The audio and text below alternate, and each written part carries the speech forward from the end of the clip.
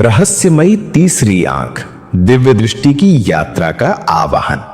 क्या आप उस रहस्य को जानने के लिए तैयार हैं जो सदियों से ऋषियों, योगियों और तांत्रिकों के भीतर छिपा रहा है?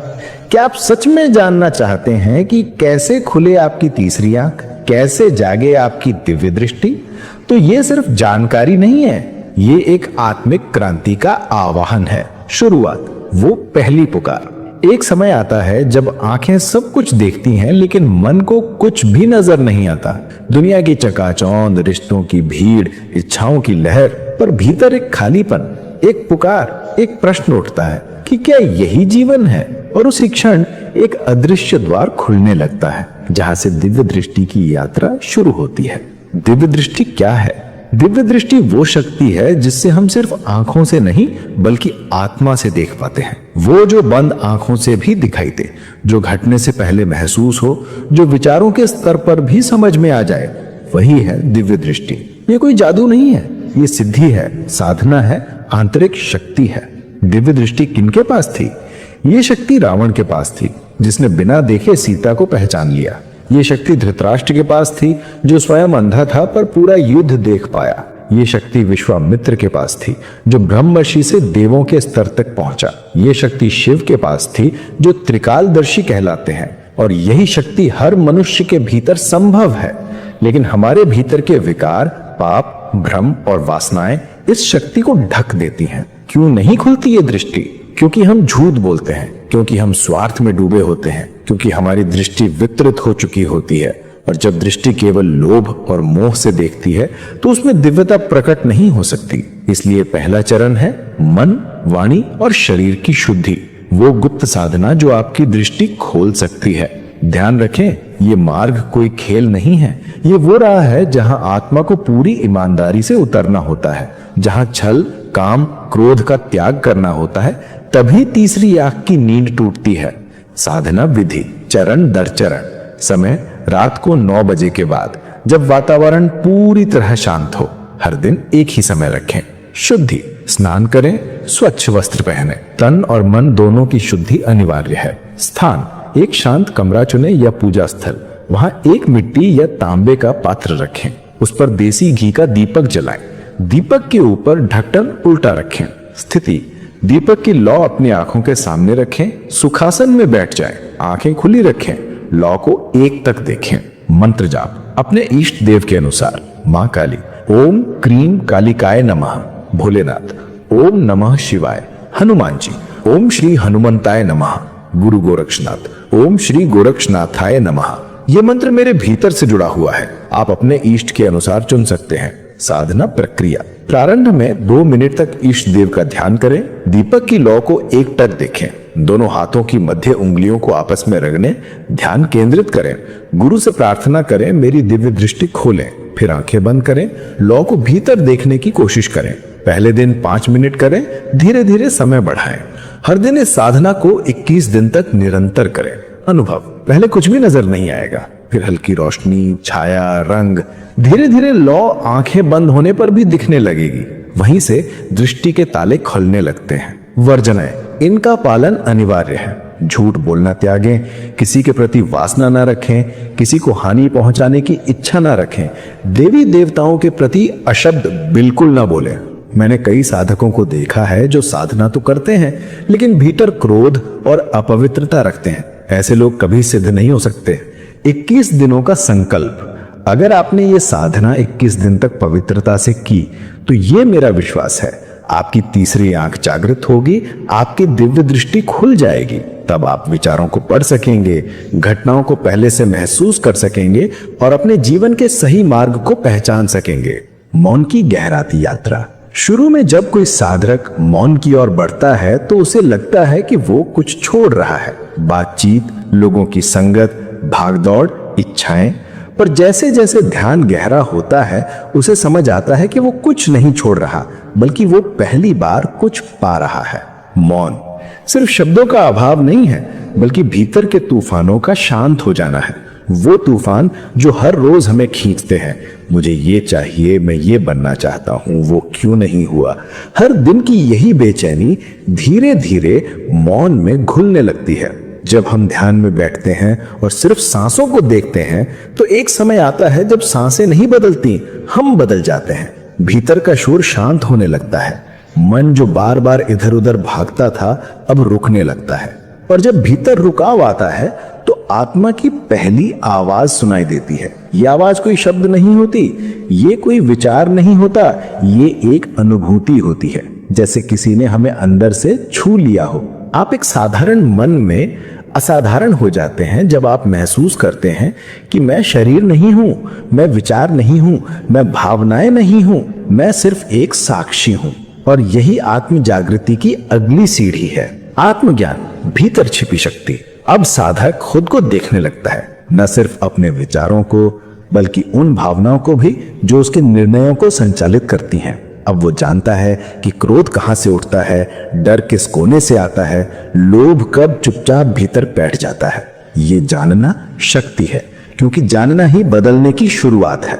ध्यान ही जीवन, हर पल में जागरूकता। इस अवस्था में साधक बाहर से बहुत सामान्य दिखता है, पर भीतर हर सांस उसके लिए ध्यान बन चुकी होती है। हर क्षण एक जागरूकता होती है, हर स्थिति एक सीख बन जाती है। जब कोई उसे कुछ कहता है तो वो प्रतिक्रिया नहीं करता, वो सुनता है, समझता है और फिर शांत रहता है।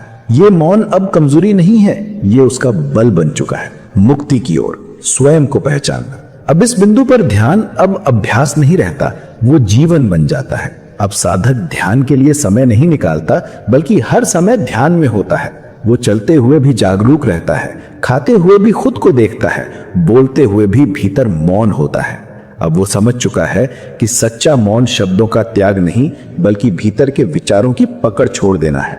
फिर धीरे धीरे एक और रहस्य सामने आता है कि ये शरीर एक साधन है, ये जीवन एक यात्रा है और असली मकसद सिर्फ सफलता नहीं बल्कि स्वयं को पहचानना है। और जब ये पहचान शुरू होती है तो साधक के जीवन में एक नई रोशनी उतरती है। अब वो हर सुबह को एक उपहार की तरह देखता है, हर व्यक्ति को एक शिक्षक की तरह और हर स्थिति को एक ध्यान की तरह। अब वो समझ चुका है कि ईश्वर कहीं बाहर नहीं है बल्कि उसी के भीतर छुपा बैठा है और वो मौन बनकर हर पल उसकी प्रतीक्षा कर रहा है।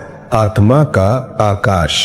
जब मन शांत होता है तो आत्मा बोलने लगती है, पर आत्मा की भाषा ना तो शब्दों में है ना ही भावनाओं में। वो तो बस मौन की गहराई में प्रतिध्वनित होती है। जिसने भी ध्यान पूर्वक बैठकर अपने भीतर की धड़कनों को सुना है, वो जानता है कि वहां एक कंपन है, एक ऊर्जा है जो स्थिर होकर भी गतिशील है। तीसरी आंख की साधना इसी ऊर्जा को केंद्र में लाकर आत्मा के आकाश से जोड़ने की एक कोशिश है। दृष्टि जो भीतर जाती है, ये आंख कोई सामान्य दृष्टि नहीं, ये आंख बाहर की रोशनी से नहीं, भीतर के अंधकार से जागती है। ये आंख तब खुलती है जब बाहर की आंखें बंद होती हैं। जब हम अपनी आंखें बंद करके केवल सांसों को महसूस करते हैं, तब धीरे धीरे विचारों की भीड़ शांत होने लगती है। वो क्षण जब एक भी विचार नहीं होता, वही क्षण होता है जब आज्ञा चक्र सक्रिय होने लगता है। कृपया इस चैनल को सब्सक्राइब करें और अपने दोस्तों के साथ शेयर करें। ध्यान की अग्नि में जलता मन। ध्यान एक अग्नि है, ये मन की सभी परतों को जलाकर राख कर देता है। ये हमारा वो मन है जो हर समय तुलना करता है, डरता है, भागता है या उलझा रहता है। जब हम तीसरी आंख पर ध्यान केंद्रित करते हैं तो जैसे जैसे एकाग्रता गहरी होती है, मन की सतहें खुलने लगती हैं। पहले पहल हल्का दबाव, फिर एक नीली सी चमक, फिर कंपन और फिर एक क्षण जब सब कुछ शून्य हो जाता है। चेतना का प्रवेश द्वार। तीसरी आंख को अक्सर आज्ञा चक्र कहा जाता है। इसका अर्थ है वो स्थान जहां से आत्मा को चेतना के उच्चतर स्तरों पर आदेश या संकेत मिलता है। जब साधक इस केंद्र पर पूरी श्रद्धा, मौन और एकाग्रता के साथ ध्यान करता है, तब उसे अनुभव होता है जैसे वो किसी और दुनिया में प्रवेश कर रहा हो। ये कोई कल्पना नहीं बल्कि भीतर का सत्य होता है। ये वो क्षण होता है जब दृष्टा और दृश्य एक हो जाते हैं। सूक्ष्म दृष्टि का पहला अनुभव। जब आज्ञा चक्र थोड़ा भी सक्रिय होता है तो साधक को कुछ सूक्ष्म दृश्य दिखने लगते हैं।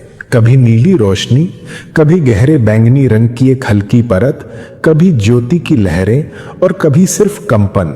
इन अनुभवों को देखकर डरना नहीं चाहिए और ना ही आकर्षित होकर अटक जाना चाहिए। ये संकेत हैं कि साधना प्रगति कर रही है। ऊर्जा की चढ़ती लहर। धीरे धीरे साधक को अपनी रीढ़ की हड्डी के मूल से ऊर्जा ऊपर की ओर जाती हुई महसूस होती है। ये कुंडलिनी की पहली जागृति हो सकती है। जब ये ऊर्जा आज्ञा चक्र तक पहुंचती है तो जैसे शरीर में एक बिजली सी दौड़ जाती है। उस क्षण साधक कुछ देर के लिए शरीर से बाहर जैसा अनुभव करता है। ये स्थिति दुर्लभ होती है, लेकिन साधना में नियमितता से ये स्थिर हो जाती है। साधना के साथ आने वाली चुनौतियां। तीसरी आंख की साधना कोई आसान मार्ग नहीं। इसमें कई बार शरीर कांपता है, कभी सिर में भारीपन होता है, कभी रोशनी इतनी तेज दिखती है कि डर लगने लगता है। लेकिन ये सब संकेत हैं कि साधना गहराई में जा रही है। साधक को चाहिए कि वो इन सब के बीच भी स्थिर बना रहे, ना आकर्षण में बहे, ना डर में भागे। मनोविकारों का सामना। जब साधना गहरी होती है तब अवचेतन के सभी दबे हुए भाव, डर, दुख और इच्छाएं ऊपर आने लगती हैं। ये सबसे कठिन समय होता है। कई बार पुराने जीवन के दृश्य, बचपन की पीड़ा, पुराने जन्मों की झलकियां तक सामने आने लगती हैं। साधक को इस समय बहुत धैर्य रखना पड़ता है। मौन में रहकर सिर्फ साक्षी बने रहना होता है। अनुभव की पुष्टि, स्वप्न और संकेत। कई बार साधक को अजीब अजीब सपने आने लगते हैं, जिनमें वो उड़ रहा होता है, या किसी पहाड़ी पर अकेला ध्यान में बैठा होता है, या किसी अज्ञात शक्ति से संवाद कर रहा होता है। ये सब आज्ञा चक्र की सक्रियता के लक्षण होते हैं। धीरे धीरे जब ये सब बार बार होता है तब साधक को विश्वास होने लगता है कि जो हो रहा है वो कोई भ्रम नहीं, बल्कि एक गहरा सत्य है। अंतरात्मा की आवाज। जब तीसरी आंख स्थिर होने लगती है तब साधक को अपने भीतर एक स्पष्ट आवाज सुनाई देने लगती है। ये कोई बाहर की आवाज नहीं होती, बल्कि आत्मा की। यह आवाज सलाह नहीं देती, बस मौन में समझ पैदा करती है। सही निर्णय, सही समय पर उठाया गया कदम, सब अपने आप होता चला जाता है। ग्रहों और प्रकृति से जुड़ाव। साधना की प्रगति के साथ साथ साधक का जुड़ाव प्रकृति से बहुत गहरा हो जाता है। आकाश को देखकर एक अजीब सी अनुभूति होती है। चंद्रमा से ऊर्जा मिलती है, सूरज से चेतना और पृथ्वी से स्थिरता। अब साधक चीजों को वैसे नहीं देखता जैसे पहले देखता था। वो हर चीज में ऊर्जा, चेतना और अर्थ देखने लगता है। जब ब्रह्मांड उत्तर देता है। साधना के एक स्तर पर पहुंचने के बाद ब्रह्मांड साधक के सवालों का उत्तर देने लगता है। कभी किताब के पन्ने से, कभी किसी व्यक्ति की बात से, कभी एक गाने की लाइन से और कभी भीतर एक अनुभूति से। साधक समझ जाता है कि अब वो अकेला नहीं है, अब वो ब्रह्मांड के साथ संवाद कर रहा है। आशीर्वाद की वर्षा। तीसरी आंख की साधना सिर्फ दिव्य दृष्टि नहीं देती, बल्कि पूरे जीवन में संतुलन और शांति लाती है। अब साधक की भावनाएं स्थिर हो जाती हैं, निर्णय स्पष्ट हो जाते हैं, सपनों में गहराई आ जाती है और जीवन में एक गूढ़ समझ।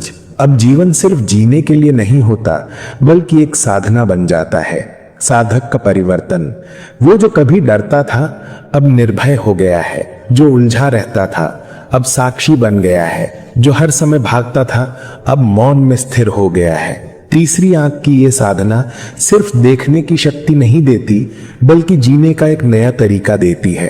अब कहाँ जाना है, ये सवाल अब सतह पर नहीं उठता। अब कोई मंजिल नहीं होती, कोई दौड़ नहीं, कोई सिद्धि पाने की लालसा नहीं। अब साधक बस बहता है, मौन में, ब्रह्मांड की ऊर्जा के साथ, हर क्षण दिव्यता से भरा। ये साधना करें और प्रकाश को फैलाएं। अब ये आपके ऊपर है। आप इस साधना को अपनाएं, खुद पर काम करें, अपने भीतर के द्वार खोलें। कृपया इस चैनल को सब्सक्राइब करें और अपने दोस्तों के साथ शेयर करें।